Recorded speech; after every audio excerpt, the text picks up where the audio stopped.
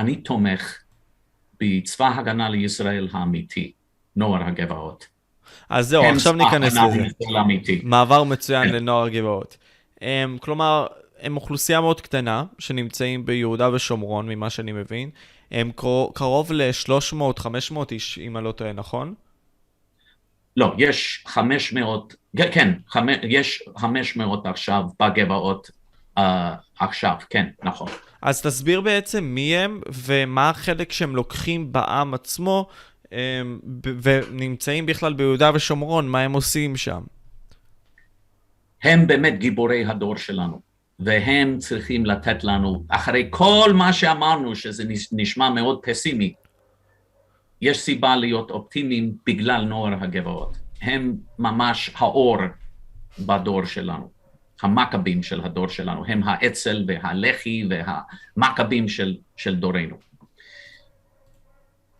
יש 500,000 יהודים ביהודה ושומרון כעת, אבל הם גרים ברק 2.5% מיהודה ושומרון, כי שמו אותם בגטו כזה, גטו יהודי כזה, ועשו להם לבנות מחוץ ל2.5% מיהודה ושומרון.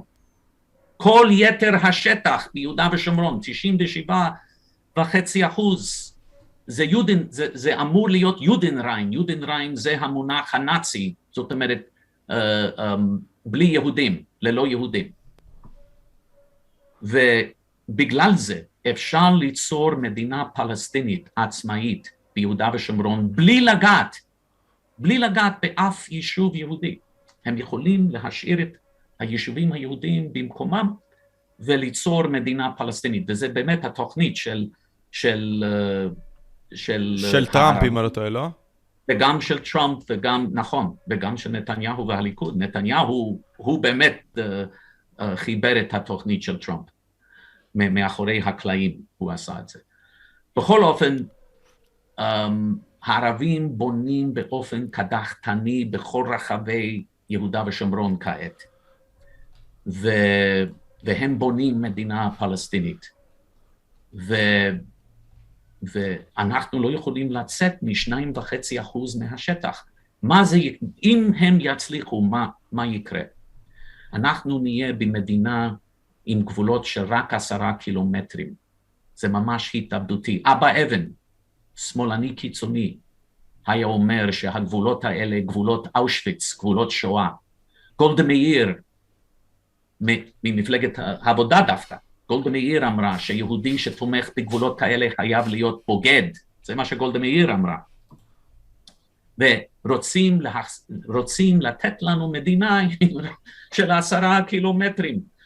אם זה יקרה, כל מדינת ישראל תהפוך לסתרות. מה שקורה בסתרות עכשיו, אחרי הגירוש בגוש קטיף, שיורים אלפי רקטות וטילים על סתרות, והם גרים בטרור כל הזמן, הם חיים תחת טרור כל הזמן, זה יקרה לכל המדינה, אם תהיה מדינה פלסטינית, חס וחלילה. זה ממש התאבדות לאומית, והערבים יודעים את זה, ובגלל זה הם רוצים ליצור מדינה פלסטינית. נוער הגבעות, הם מסרבים לקבל את הכללים האלה, שיהודים יכולים לחיות רק ב2.5% מיו"ש. הם פרצו את הגבולות הללו, והם תפסו עשרות, עכשיו בערך 30 גבעות, אסטרטגיות ביותר בכל רחבי יהודה ושומרון, הם תפסו, ויש להם יישובים שם. ואגב, 500 יהודים, יש להם שטח כמעט אותו גודל כמו השטח של 500,000 יהודים ביישובים, עד כדי כך. כי כשהם תופסים, הם תופסים הרבה, ויש להם צאן, ויש להם פיתוח חקלאי, הם תופסים הרבה, כי הם יודעים שצריך לעשות את זה. והם חותכים את הכפרים הערבים, זאת אומרת, אין רצף טריטוריאלי אצל הערבים, בגלל הגבעות האסטרטגיות של נוער הגבעות, ברוך השם שהם שם. אם הם לא היו שם, מיד הערבים היו תופסים את כל המקומות האלה. והייתה לנו מדינה פלסטינית, כבר הייתה לנו מדינה פלסטינית, וזה סיוט שאי אפשר לתאר אפילו. היהודים האידיאליסטים, הנפלאים, היקרים האלה, שהם צעירים, יהודים צעירים. בני 16 עד 30, אם אני לא טועה, משהו בסגנון הזה, לא? זה המבוגרים שם בשנות ה-30, כן, של חייהם. יש גם בני 15, 16, 17, אבל רוב רובם אני חושב בשנות ה-20 של חייהם. ובמסירות נפש הם חיים שם ברוב המקרים ללא חשמל, ללא מים, בתנאים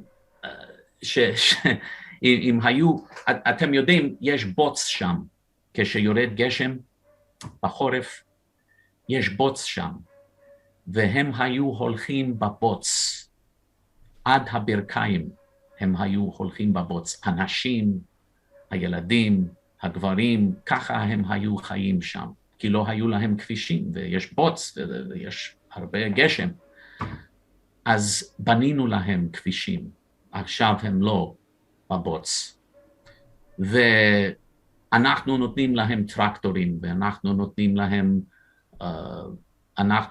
להם אמצעים, וקונים להם צאן, וקונים להם אמצעי גידור בשביל האזורים שלהם. אגב, איפה שיש נוער הגבעות, אין בנייה ערבית בלתי חוקית. יש בנייה ערבית בלתי חוקית בכל רחבי יהודה ושומרון, אבל לא כשיש כי הם נוער לא הגבעות. מאפשרים לזה לקרות. נכון, נכון. נוער הגבעות הם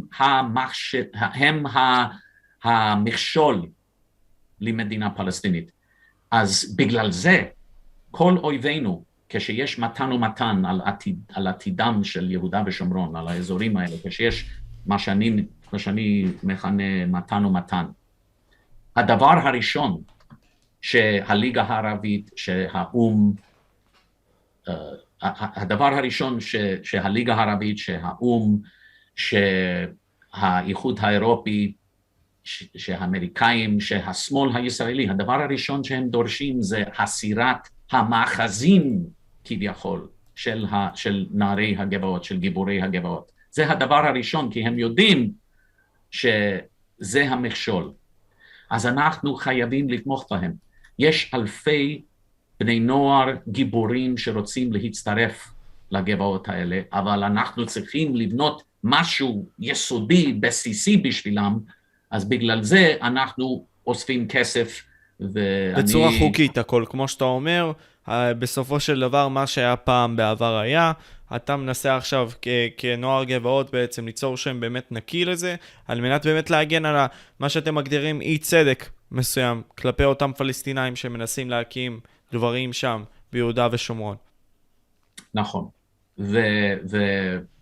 כי זה היה מועיל להשתמש בטקטיקות בלתי חוקיות לפני 35 שנים, עכשיו זה לא היה מועיל. כי יחשפו אתכם בכל הרשתות, בפועל, וייצאו נגדכם. זה היה בומרנג. נכון. זה לא היה עוזר לנו, והיו סוגרים את הארגון שלנו שמגייס כסף בשבילם, מגייס משאבים בשבילם, היו סוגרים אותנו. אז האתגר שלנו זה להביא כמה שיותר יהודים לשם, ואנחנו חייבים לתמוך בהם. פה אנחנו מדברים על ימין אמיתי, כוח משימה יהודי, נכון? בפועל, שעוזרים להם. אגב, אנשים יכולים לבקר ולגלוש לאתר שלנו, שזה הימין.org, הימין.org, ואנחנו מזמינים את כולם לגלוש לאתר שלנו. אז המשימה שלנו זה כמובן להביא כמה שיותר יהודים לגבעות, אבל יתרה מזו,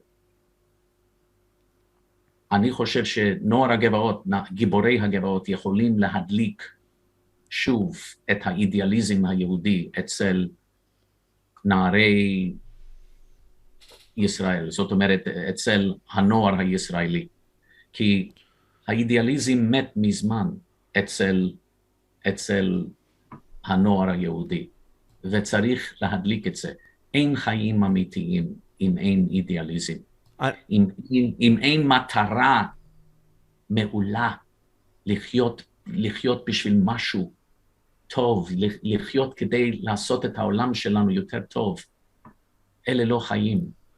אתה לא מממש את עצמך, ובסופו של דבר אתה בתור בן אדם שרוצה להגיע למקסימום שלך, האנושי, בין אם זה בעזרת כוחות האל ובין אם זה בעזרת אידיאל שאתה הולך לפניו, האנשים פה צריכים להבין שהפוליטיקאים בסופו של דבר הם בהרבה מאוד מהמקרים כן האויב שלנו, כי הם לא נותנים לו את האפשרות להיות מי שאנחנו יכולים להיות בתור מדינה. וזה לא משנה איזה אידיאולוגיה אנחנו בוחרים בפועל, כן?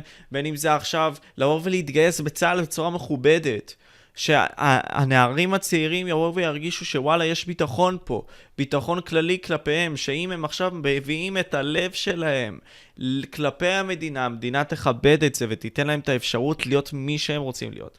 זה מבחינתי לא משנה הזרמים, כל עוד המשימה הזאת תתממש, אבל בפועל, לי אישית זה לא נראה כאילו זה הולך להתממש, זה ממש לא, וזה למה הרבה מאוד אנשים רוצים לברוח אפילו לטרלול של ארצות הברית, ולהיות שם, איפה שכל כמעט היהודים רוצים להתבולל, וזאת הבעיה הגדולה.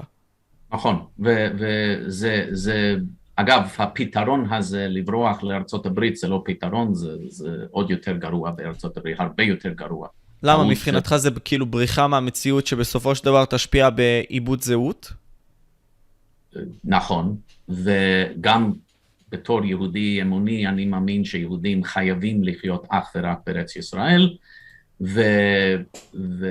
וארצות הברית היא מדינה בהידרדרות איומה עכשיו, אני חושב שזה טירוף, אני לא מבין איך יהודים, איך כל יהודי לא רוצה לחיות אך ורק בארץ ישראל. אבל אם אפשר, לפני שנסיים, אם אפשר לומר. בשמחה. תארו איזו מדינה הייתה לנו, אם כולם היו אידיאליסטים. אם כולם היו, או אפילו לא כולם, אפילו אחוז גבוה מהאוכלוסייה היו באמת אידיאליסטים, באמת מלאי אהבת ישראל, באמת מלאי מוטיבציה להפוך את העולם למקום יותר טוב. איזה עולם היה לנו. עולם שלוקחים בו סיכון בסופו של דבר, וסיכון, כפי שאנחנו מבינים אולי, אם ניקח את זה לכלכלה עכשיו, סיכון נותן לך את האפשרות אולי לצנוח, אבל אולי לפרוח. אנחנו בסיכון, זה לא משנה מה אנחנו נעשה בחיים, כל החיים הם סיכון, אבל הסיכוי שלנו להצליח הרבה יותר גבוה, אם אנחנו נהיה אידיאליסטים, אם אנחנו נהיה כמו שצריך להיות עם נבחר, גוי קדוש ואור לעמים, וזה נוער הגבעות. הם באמת מה שקרה, כל הגיבורים בהיסטוריה שקראנו עליהם, זה נוער הגבעות בדור שלנו. ואנחנו חייבים לתמוך בהם, לא רק לטובתם, אלא גם לטובתנו. בכללי, אני חושב שזה מסר מסוים לסיים איתו את הפודקאסט עצמו. קודם כל אני רוצה ממש להודות לך חיים, על זה שפשוט הצגת את האידיאולוגיה שלך ובאת פה בשיח שמאוד היה זורם גם לכיוונים הנגדיים שבאו והביאו את האנטיתזה, וגם באת והסברת את עצמך בצורה מאוד טובה. בכללי, למי שרוצה לפנות לימין.org, הלינק פה יהיה בתיאור למטה. אני רוצה באמת להודות לך, תודה רבה על הזמן שלך, ומקווה שהצלחנו להעביר את השיח הזה בצורה הכי טובה שיכולנו. 100%, ואני מאוד מודה לך על כל השיחה הזאת, ועל כל מה שאתה עושה. אני מודה לך. תודה רבה. אני הייתי משה, אנחנו מדברים פודקאסט, וזה החיים בן פסח. והיינו פה. ביי.